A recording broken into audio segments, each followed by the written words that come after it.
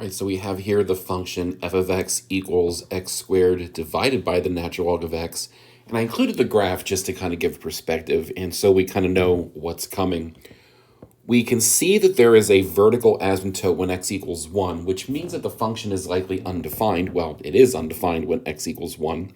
So one issue we'll have to talk about is the domain of the function, because it's going to affect what critical numbers we use. So looking at the function, now you might remember that the domain of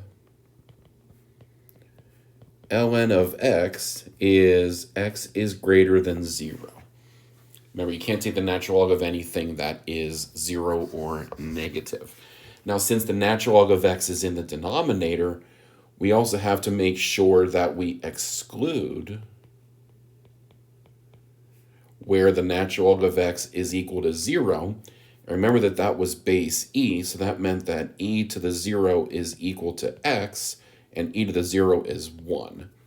So basically, it's x is greater than 0, but x is not equal to 1, which in interval notation means that we have the interval from 0 to 1 and the interval from 1 to infinity. So this is the domain of f of x.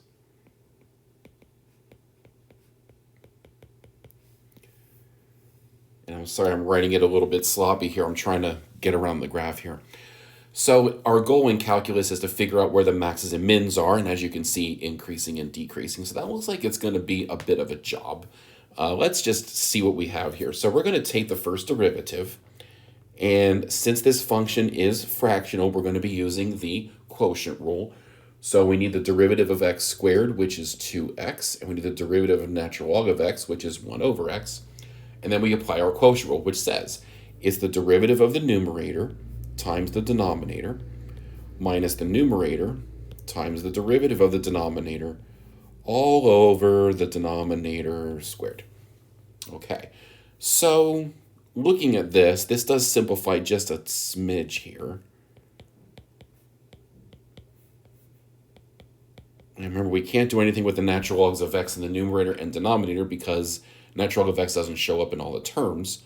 So this is what we're stuck with. And remember, we have to look at where it's equal to 0 and undefined, because things could be transitioning where it's undefined. So we know from above that this is undefined when x is equal to 1. Okay, now I'm going to look at my numerator. I'm going to set this whole thing equal to 0, and remember that a fraction is equal to 0 when its numerator is equal to 0. So I need 2x natural log x minus x equals 0. Now the easiest thing we can do from here is factor out an x, and this one just seemed to work out pretty nicely. And now what this means is x is equal to 0, or 2 natural log x minus 1 equals 0. Now x can't be 0 because it's not in the domain of the function, so it can't be a critical number. So away it goes. So we're not going to be plugging in numbers around 0 for this first derivative. Now the second one here, though, now if I isolate natural log of x to both sides, I get natural log of x equals 1/2. And then we do want exact answers when we can. Remember that this can be rewritten in exponential form as e to the 1/2 equals x. And since we're going to be plugging in numbers that are around it, it would help to get an approximation. So I'm going to bring up my calculator here, and I'm going to find e to the 0.5, and that is 1.65-ish. Okay, so x is around 1.65. So when we do our sign graph for the first derivative, now the lowest we can absolutely go is 0. There is nothing we can plug in before 0, because again, the domain, which is right here, is 0 to 1 and 1 to infinity. Now I also need to hold a place for 1 because something could be happening there. And I need something at my critical number, which is at e to the 1/2, which is about 1.65. So I have to supply a bunch of test numbers here. I'm going to use 1/2, I'm going to use 1.5, and I'm going to use 2. And I'm going to plug all of those into the first derivative by using the calculator here.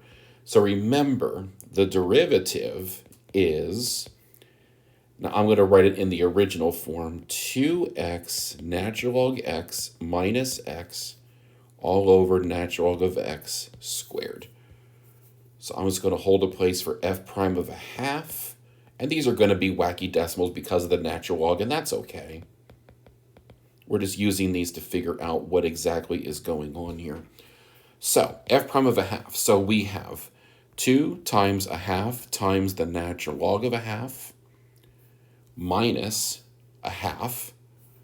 That's our numerator. And then divided by the natural log of a half squared. So that's negative 2.48.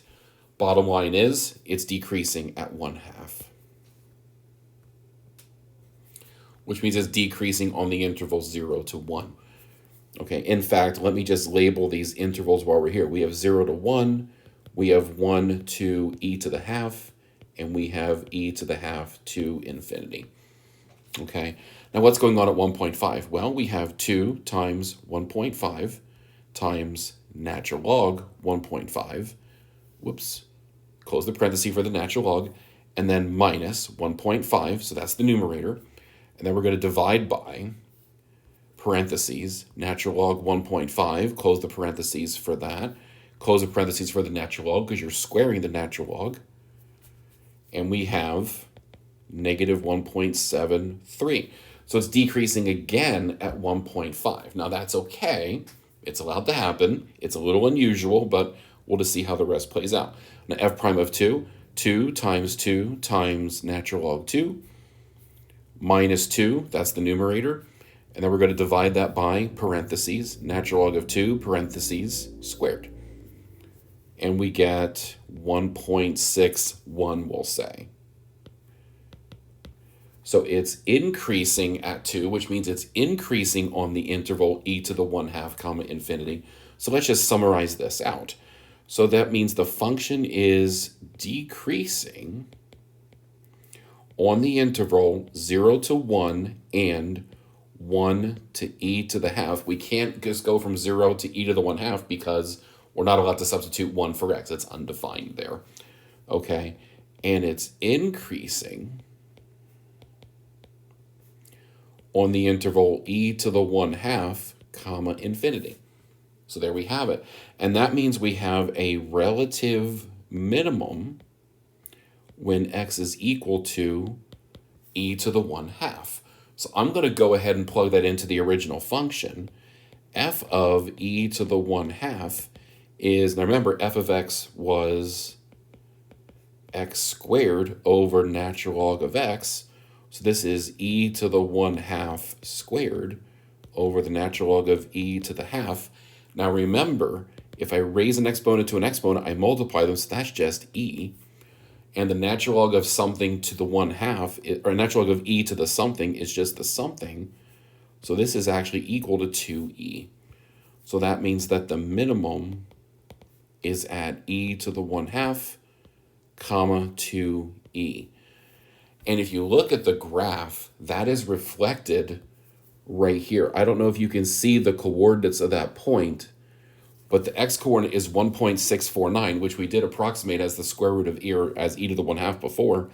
And 5.437 is the approximation for 2e. So there we have it. This one just had a little bit of everything because we also had to solve a logarithmic equation to get there. But as you can see, we were able to use calculus to analyze this curve. And if you look at the graph, you do notice it's decreasing from 0 to 1, and it's decreasing again from 1 to e to the 1/2, and then it's increasing after e to the 1/2. So everything that we did in the calculus actually matches up. So thanks for watching.